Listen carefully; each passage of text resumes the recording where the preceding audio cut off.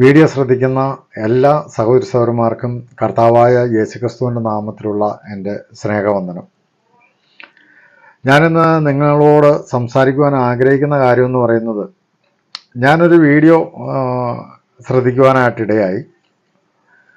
ആ വീഡിയോയിലുണ്ടായ ഒരു കാര്യം ഞാൻ നിങ്ങളെ ശ്രദ്ധയിൽപ്പെടുത്താൻ വേണ്ടിയിട്ടാണ് ഞാൻ ഈ വീഡിയോ ചെയ്യുന്നത്. അതെന്താണെന്ന് ചോദിച്ചാൽ,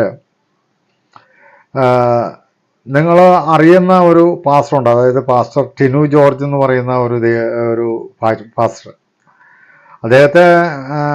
അദ്ദേഹം ഒരു പേരെടുത്ത ഒരു പാസ്റ്ററാണ്. അപ്പോൾ അദ്ദേഹത്തെ അത്യാവശ്യം എല്ലാവരും തന്നെ അറിയുമായിരിക്കും, അല്ലെങ്കിൽ വിശ്വാസബോധത്തിൽ അറിയപ്പെടുന്ന ഒരു പാസ്റ്ററാണ് പാസ്റ്റർ ടിനു ജോർജ്. അദ്ദേഹത്തിൻ്റെ ശുശ്രൂഷയിലുണ്ടായ ചില കാര്യങ്ങൾ അതിനെ വിമർശിച്ചുകൊണ്ട് ഷമീർ കൊല്ലം എന്ന് പറയുന്ന ആ പാസ്റ്റർ ഒന്ന് രണ്ട് വീഡിയോ ഒക്കെ ചെയ്തിട്ടുണ്ട്. ഞാനതിൽ ഒരു വീഡിയോയിൽ അല്പസമയം കാണുവാനായിട്ട് ഇടയായി. അപ്പോൾ ഞാൻ പറയുന്നതെന്ന് വെച്ചാൽ, ഈ ടിനു ജോർജ് എന്ന് പറയുന്ന പാസ്റ്റർ അദ്ദേഹത്തിൻ്റെ മീറ്റിങ്ങിൽ ഇങ്ങനെ, ടിനു ജോർജ് മാത്രമല്ല വേറെ ചില ദൈവദാസന്മാരൊക്കെ ഇങ്ങനെ മനുഷ്യരെ തള്ളിയിടുന്ന ശുശ്രൂഷ ചെയ്യുന്നുണ്ട്. അതായത് നെറ്റത്ത് ഇങ്ങനെ കൈവച്ചിട്ട് ഇങ്ങനെ പുറകോട്ട് തള്ളി മറിച്ച് അടിക്കുന്ന അല്ലെങ്കിൽ തള്ളിയിടുന്ന ശുശ്രൂഷ ചെയ്യുന്നു. അതവർ പറയുന്നത് ആത്മാവിൻ്റെ അഭിഷേകം അവരിലേക്ക് പകരുകയും ആത്മാവ് വന്ന് ആത്മാവ് അവരെ മറിച്ച് അടിക്കുകയും ചെയ്യുന്നതാണെന്നാണ് അവർ അവകാശപ്പെടുന്നത്.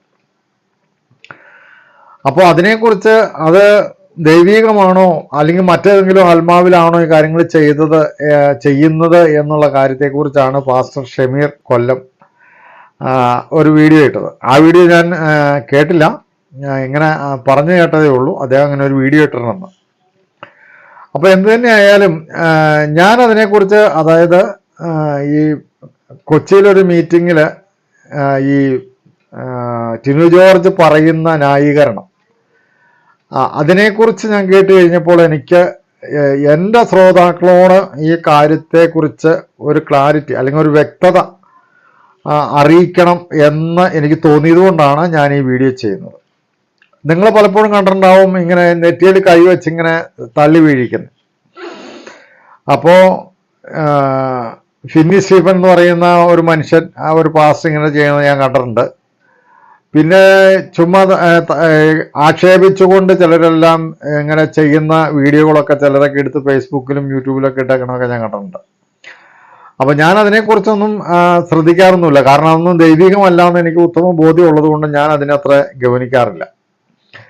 അപ്പം ഞാൻ ഇന്ന് നിങ്ങളോട് ഈ കാര്യം പറയുന്നത് എന്തിനാണെന്ന് ചോദിച്ചു കഴിഞ്ഞാൽ, എൻ്റെ ശ്രോതാക്കളായ നിങ്ങൾ ദൈവവചനത്തിന് വിരുദ്ധമായി നടക്കുന്ന ശുശ്രൂഷകളിൽ പങ്കെടുക്കുകയോ അങ്ങനെയുള്ള ശുശ്രൂഷകൾക്ക് പ്രോത്സാഹനം നൽകുകയോ ചെയ്യരുത് എന്നുള്ളതിന് വേണ്ടിയിട്ടാണ് ഞാൻ ഈ വീഡിയോ ചെയ്യുന്നത്. ഈ തള്ളി വീഴിക്കുന്ന ആ ആത്മാവെന്ന് പറയുന്നത്, വേദപുസ്തകം നമ്മൾ പഠിച്ചു കഴിഞ്ഞാൽ, നമ്മൾ വേദപുസ്തകം വായിച്ച് പഠിക്കുമ്പോൾ നമുക്ക് മനസ്സിലാകുന്ന ഒരു കാര്യം, വേദപുസ്തകത്തിൽ തള്ളിയിട്ട് വീഴിച്ച ആത്മാവിനെക്കുറിച്ചും ദൈവത്തിന് മുമ്പാകെ കമിണ് വീണ് നമസ്കരിക്കുന്ന അവസ്ഥയെക്കുറിച്ചും നമുക്ക് കാണുവാൻ കഴിയും. അപ്പോൾ ഈ തള്ളിയിട്ട് വീഴുന്ന വ്യക്തിയെ പുറകിൽ നിന്ന് രണ്ടുപേരിങ്ങനെ താങ്ങിപ്പിടിക്കും. അപ്പോൾ നെറ്റത്ത് കൈവച്ചിങ്ങനെ വ്യക്തിയെ തള്ളി പുറകോട്ടിടും. അപ്പോൾ അങ്ങനെ പുറകോട്ടിടുന്ന വ്യക്തിയെ താങ്ങിപ്പിടിക്കും. ആ താങ്ങിപ്പിടിക്കുന്നയാൾ നിലത്തി അടിയിട്ട് പിന്നെ കിടന്നിങ്ങനെ പിടയ്ക്കും. അപ്പോൾ തള്ളിയിട്ട് പിടപ്പിക്കുന്ന ആത്മാവ് ഏതാണെന്ന് ഞാൻ നിങ്ങളെ ശ്രദ്ധയിൽപ്പെടുത്താം. അത് മത്തായിയുടെ സുവിശേഷത്തിലും മർക്കോസിന്റെ സുവിശേഷത്തിലും ലൂക്കോസിന്റെ സുവിശേഷത്തിലും എഴുതിയിട്ടുണ്ട്. അത് ലൂക്കോസിന്റെ സുവിശേഷത്തിൽ നിന്ന് ഞാനത് വായിച്ചു കേൾപ്പിക്കാം. മത്തായി സുവിശേഷം 17-ാം അധ്യായത്തിലും മർക്കോസിന്റെ സുവിശേഷം 9-ാം അധ്യായത്തിലും ലൂക്കോസിന്റെ സുവിശേഷം 9-ാം അധ്യായത്തിലും അത് രേഖപ്പെടുത്തിയിട്ടുണ്ട്. ലൂക്കോസ് 9-ാം അധ്യായം 37 മുതലുള്ള വാക്യങ്ങൾ, അവിടെയാണ് സംഭവം എഴുതിയിരിക്കുന്നത്. അതിൻ്റെ 42-ാമത്തെ വാക്യം, അത് 37 ഞാൻ വായിക്കാം. യേശു മലയിൽ നിന്നിറങ്ങി വന്നപ്പോൾ ബഹുപുരുഷാരം അവനെ എതിരേറ്റു. കൂട്ടത്തിൽ നിന്ന് ഒരാൾ നിലവിളിച്ചു, ഗുരു, എൻ്റെ മകനെ കടാക്ഷിക്കണമേ എന്ന് നിന്നോട് അപേക്ഷിക്കുന്നു. അവൻ എനിക്ക് ഏകജാതനാകുന്നു. ഒരാത്മാവ് അവനെ പിടിച്ചിട്ട് അവൻ പൊടുന്നനവെ നിലവിളിക്കുന്നു. അത് അവനെ നുരപ്പിച്ച് പിടപ്പിക്കുന്നു. പിന്നെ അവനെ ഞെരിച്ചിട്ട് പ്രയാസത്തോടെ വിട്ടുമാറുന്നു. അത് കഴിഞ്ഞിട്ട് അതിൻ്റെ 42-ാം വാക്യത്തിൽ നമ്മളിങ്ങനെയാണ് വായിക്കുന്നത്, ആ ബാലൻ വരുമ്പോൾ തന്നെ ഭൂതം അവനെ തള്ളിയിട്ട് പിടപ്പിച്ചു. യേശു അശുദ്ധാത്മാവിനെ ശാസിച്ചു, ബാലനെ സൗഖ്യമാക്കി അപ്പനെ ഏൽപ്പിച്ചു. ഇവിടെ സംഭവം ഇതാണ്, ഒരു ഭൂതബാധിതനായ ഒരു ബാലൻ, ആ ബാലനെ സൗഖ്യമാക്കുവാനായിട്ട് യേശുക്രിസ്തുവിന്റെ ശിഷ്യന്മാരുടെ അടുക്കൽ കൊണ്ടുവന്നു. അവർക്കത് കഴിഞ്ഞില്ല. അപ്പോൾ യേശുക്രിസ്തു വന്നപ്പോൾ യേശുക്രിസ്തുവിനോട് അവരെ കാര്യം പറയുകയാണ്. അപ്പോൾ അന്നേരം യേശുക്രിസ്തു പറയുകയാണ്, എൻ്റെ അടുക്കിലേക്ക് കൊണ്ടുവരാൻ പറയുകയാണ്. അപ്പോൾ ഈ ഭൂതാത്മാവ് ആ ബാലനെ എന്ത് ചെയ്യുന്നത് വെച്ച് കഴിഞ്ഞിട്ടുണ്ടെങ്കിൽ അതിനെ തീയിലും വെള്ളത്തിലേക്കുമൊക്കെ തള്ളിയിടുകയും അതുപോലെ തന്നെ അതിനെ പിടപ്പിക്കുകയും ഞെരുക്കുകയും ഒക്കെ ചെയ്യും എന്നാണ്.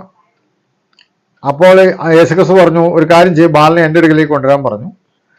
ഉടനെ യേശുവിൻ്റെ അടുക്കിലേക്ക് ബാലനെ കൊണ്ടുവരുമ്പോൾ തന്നെ ഈ ദുരാത്മാവ് ആ ബാലനെ തള്ളിയിട്ട് പിടപ്പിച്ചു എന്നാണ് നമ്മൾ വായിക്കുന്നത്. 42-ാം വാക്യത്തിൽ ദുരാത്മാവ് ആ ബാലനെ തള്ളിയിട്ട് പിടപ്പിച്ചു. ഈ തള്ളിയിട്ട് പിടപ്പിച്ചതായിട്ട് വേദപുസ്തകത്തിൽ രേഖപ്പെടുത്തിയിരിക്കുന്ന കാര്യം ദുരാത്മാവ് ചെയ്തതായിട്ടാണ് രേഖപ്പെടുത്തിയിരിക്കുന്നത്. വേദപുസ്തകം പരിശുദ്ധാത്മാവ് ഒരാളിൽ വന്നിട്ട്, ഒരു വ്യക്തിയിൽ വന്നിട്ട് ആ വ്യക്തി ആത്മവിവശതയിലാവുകയും കമിഴ്ന്നു വീഴുകയും ചെയ്തു, അല്ലെങ്കിൽ കമിഴ്ന്നു വീഴുകയും ചെയ്തു എന്ന് പല സ്ഥലങ്ങളിൽ നമുക്ക് വായിക്കാനായിട്ട് കഴിയും. ഇപ്പൊ നമുക്ക് ഉദാഹരണത്തിൽ പറഞ്ഞു കഴിഞ്ഞാൽ വെളിപ്പാട് പുസ്തകത്തിൽ യോഹന്നാൻ അപ്പോസ്തലൻ പത്മോസ് ദ്വീപിൽ വെച്ച ആത്മവിവശതയില് ആ കർത്താവിന്റെ കാൽക്കിലേക്ക് കമിഴ്ന്നു വീണു എന്ന് നമ്മൾ വായിക്കുന്നുണ്ട്. അതുപോലെ തന്നെ ദൈവത്തെ ആരാധിക്കാനായിട്ട് കമിഴ്ന്നു വീണു. യേശുവിനെ കണ്ട പലരും യേശുക്രിസ്തുവിന്റെ കാൽക്കിലേക്ക് കമിഴ്ന്നു വീണു. അങ്ങനെ വേദപുസ്തകം നമ്മൾ പഠിച്ചാൽ കമിഴ്ന്നു വീഴുന്നതെല്ലാം ദൈവത്തിന്റെ ആത്മാവിനാലും ദൈവത്തോടുള്ള ബന്ധത്തിലുമാണ്. എന്നാൽ തള്ളിയിടുകയും പിടപ്പിക്കുകയും ചെയ്യുന്നത് ദൈവത്തിന്റെ ആത്മാവല്ല, ദൈവത്തോടുള്ള ബന്ധത്തിലുമല്ല. അപ്പോൾ ഇവിടെ സംഭവം, ഭൂതം ബാധിച്ച ഒരു ബാലനെ ഭൂതം തള്ളിയിടുന്നു, പിടപ്പിക്കുന്നു.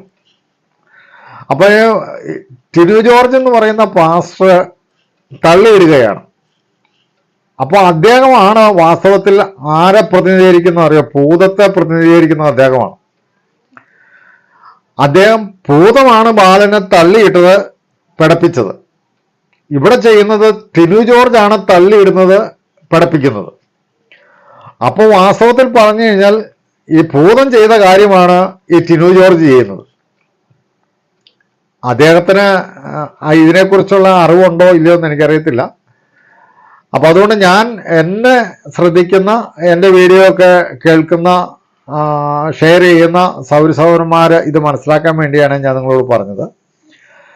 അദ്ദേഹം ഇങ്ങനെ ചെയ്യുന്നതിന് പല ന്യായീകരണങ്ങളൊക്കെ പറഞ്ഞിട്ടുണ്ട്. ഉദാഹരണത്തിന് ഈ പൗലോസ് എന്ന് പറയുന്ന മനുഷ്യൻ മാനസാന്തരപ്പെടുന്നതിന് മുമ്പ് ദമസ്കോസിലേക്ക് പടിവാതിക്കൽ വെച്ച് വാഹനമർഗത്തിന്റെ പുറത്തുനിന്ന് താഴ്ചാടിയ കാര്യങ്ങൾ, അതുപോലെ തന്നെ യോഹന്നാൻ പത്മോസ് ദ്വീപില് വീണ കാര്യം, അതുപോലെ ദാനിയേല് ദർശനം കണ്ട കാര്യം, യഹസ്കേല് ദർശനം കണ്ട കാര്യം, ഇങ്ങനെ പല കാര്യങ്ങൾ അദ്ദേഹം ആത്മവിവശതയിൽ അതിനെക്കുറിച്ച്, ആത്മനിറവിനെ കുറിച്ച് ഒക്കെ ന്യായീകരിക്കാൻ വേണ്ടി എടുത്തു പറയുന്ന ചില സംഭവങ്ങളൊക്കെ ഉണ്ട്. യഹസ്കേലിന്റെ പുസ്തകത്തിൽ നിന്ന്, ദാനിയേലിന്റെ പുസ്തകത്തിൽ നിന്ന്, അപ്പോസ്തല പ്രവർത്തികളിൽ നിന്ന്, വെളിപ്പാട് പുസ്തകത്തിൽ നിന്നൊക്കെയാണ് ഈ ടിനു ജോർജ് സംഭവങ്ങളെ വ്യാഖ്യാനിച്ചുകൊണ്ട് അദ്ദേഹം ചെയ്യുന്ന ശുശ്രൂഷ ശരിയാണെന്ന് സ്ഥാപിക്കുന്നത്.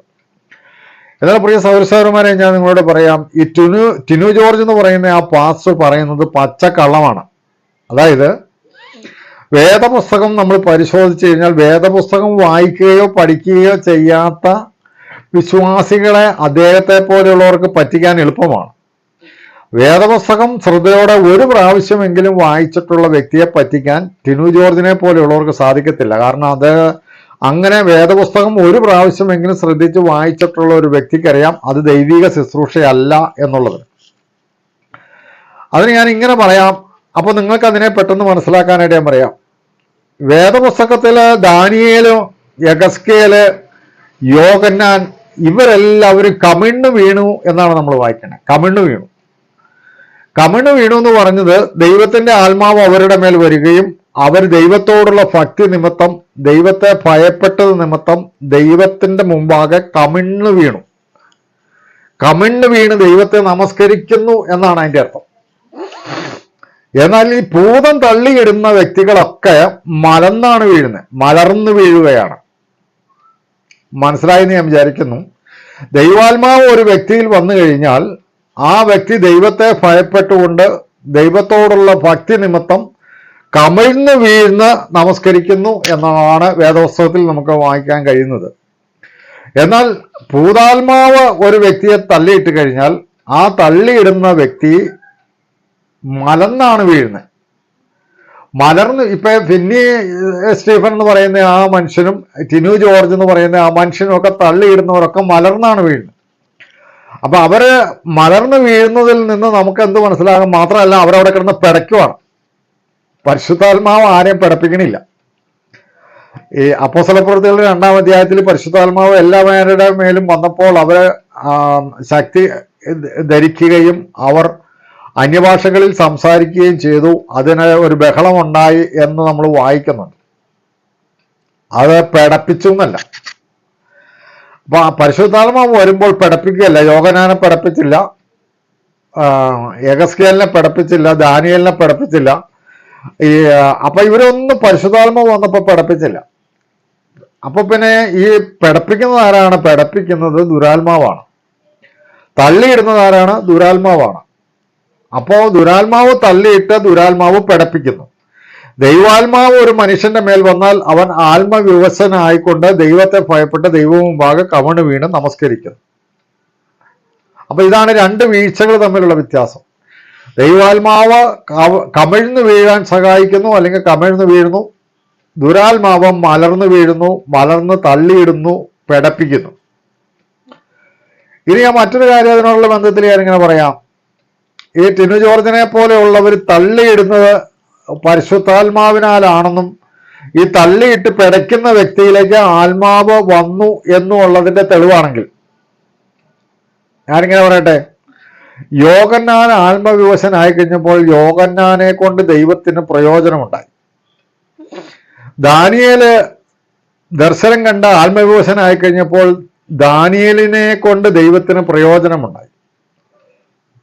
യഗസ്കേല് ദർശനം കണ്ട് യഗസ്കേലിന് ആത്മവിവശനായപ്പോൾ യഗസ്കേൽ എന്ന് പറയുന്ന ആ പ്രവാചകരെ കൊണ്ട് ദൈവത്തിന് പ്രയോജനമുണ്ടായി.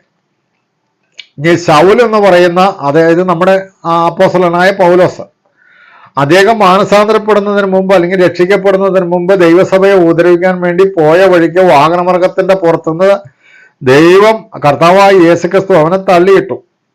അങ്ങനെ തള്ളിയിട്ട് അവൻ നിലത്ത് വീണു കഴിഞ്ഞാൽ അവന്റെ കണ്ണിൽ തിമിരം വന്നവൻ 3 ദിവസം കണ്ണ് കാണാതിരുന്നു. ഉടനെ അവൻ കർത്താവായ യേശുക്രിസ്തു അവനോട് സംസാരിച്ചു. അവൻ മാനസാന്തരപ്പെട്ടു, സ്നാനപ്പെട്ടു. അപ്പോൾ അവന് ആ വീഴ്ച എന്ന് പറയുന്നത് പരിശുദ്ധാത്മാവ് വരുന്നിട്ട് അല്ലെങ്കിൽ മാനസാന്തരപ്പെട്ടിട്ട് സ്നാനപ്പെട്ടിട്ട് ഉണ്ടായ ഒരു അനുഭവമല്ല, അതിനു മുമ്പ് നടന്ന ഒരു സംഭവമാണ്. അതായത് ദൈവസഭയെ ഉപദ്രവിച്ചു വന്നവനെ കർത്താവ് വാഹനമൃഗത്തിൽ നിന്ന്, അതായത് ഉപദ്രവിക്കാൻ പോകുന്ന യാത്രയിൽ നിന്ന് കർത്താവ് അവനെ തടസ്സപ്പെടുത്തി താഴെയിട്ടു എന്നുള്ളതാണ്. അല്ലാതെ ടിനു ജോർജും മറ്റേ സ്റ്റീഫനൊക്കെ ചെയ്യുന്നത് പോലെ ഇങ്ങനെ തള്ളിയിട്ട് ആത്മാവുണ്ടെന്ന് കാണിക്കാൻ വേണ്ടിയിട്ടല്ല യേശു അത് ചെയ്തത്. അപ്പൊ യേശുക്രിസ്തുവിൽ ആത്മാവുണ്ടെന്ന് കാണിക്കാനോ പൗലോസിലേക്ക് ആത്മാവിനെ യേശുക്രിസ്തു പകർന്നു എന്ന് കാണിക്കാനോ വേണ്ടിയിട്ടല്ല പൗലോസിനെ വാഹനമൃഗത്തിൽ നിന്ന് താഴെ തള്ളിയിട്ടത്. എന്താണെങ്കിലും ആ വാഹനമൃഗത്തിന്റെ പുറത്ത് നിന്ന് താഴെ ചാടിയ പൗലോസ് പിന്നീട് ഈ ലോകത്തിൽ യേശുക്രിസ്തുവിനെ പ്രസംഗിക്കുന്നത് കഴിഞ്ഞാൽ പിന്നീട് ലോകത്തിലുള്ള പ്രസംഗകന്മാർ ഏറ്റവും കൂടുതൽ പ്രസംഗിക്കുന്നത് അപ്പോസ്തലനായ പൗലോസിനെയാണ്. കാരണം അദ്ദേഹം പരിശുദ്ധാത്മാവ് പൂർണ്ണനായി കഴിഞ്ഞപ്പോൾ അദ്ദേഹത്തെ ദൈവത്തിന് ഉപയോഗിക്കത്തക്കവണ്ണം ഒരു മാനപാത്രമായി, അല്ലെങ്കിൽ ദൈവത്തിന് കൊള്ളാകുന്ന ഒരു ഭൃത്യനായി അദ്ദേഹം മാറി എന്നുള്ളതാണ്. യോഹന്നാൻ പത്മോസ് ദ്വീപിൽ വെച്ച് ആത്മവിവശനായി കണ്ട ദർശനം, ആ വെളിപ്പാടാണ് നമ്മുടെ വേദപുസ്തകത്തിലെ അവസാനത്തെ പുസ്തകം. ആ വെളിപ്പാട് പുസ്തകം നമുക്ക് ഭാവിയിൽ സംഭവിക്കാനിരിക്കുന്ന കാര്യങ്ങളെക്കുറിച്ചുള്ള മുന്നറിയിപ്പും അത് വായിച്ച് നാം ഓരോരുത്തരും ഭാഗ്യവാന്മാരായി തീരേണ്ടതിനും വേണ്ടി ആ വെളിപ്പാട് യോഹന്നാൻ മുഖാന്തരം കർത്താവായ യേശുക്രിസ്തു നമുക്ക് നൽകി എന്നുള്ളതാണ്. ആത്മവിവശനായ യോഹന്നാനെ ദൈവം ഉപയോഗിച്ചു നമ്മളെ ഭാഗ്യവാന്മാരാക്കാൻ വേണ്ടി. പൗലോസിനെ ദൈവം ഉപയോഗിച്ചു, അനേക സഭകൾ സ്ഥാപിച്ചു, അനേകരെ രക്ഷയിലേക്ക് നയിച്ചു. കർത്താവായ യേശുക്രിസ്തുവിനെ പ്രസംഗിച്ച് ഈ ലോകത്തിൽ ആരും ചെയ്യാത്ത വിധം അത്ഭുതകരമായി യേശുവിനെ പ്രസംഗിക്കുകയും യേശുക്രിസ്തുവിന്റെ നാമത്തിൽ അത്ഭുതങ്ങൾ ചെയ്യുവാൻ തക്കവണ്ണം ദൈവം ഉപയോഗിക്കുകയും ചെയ്ത ദൈവപുത്രനാണ് പൗലോസ്.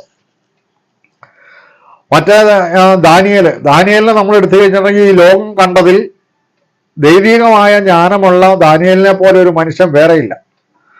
ആ മനുഷ്യൻ ആത്മവിവശനായെന്ന് പറയുന്നത് ദർശനം കണ്ട് ദൈവത്തിന്റെ ദർശനം പ്രാപിച്ച ആത്മവിവശനായി അദ്ദേഹം കമണ് വീണു.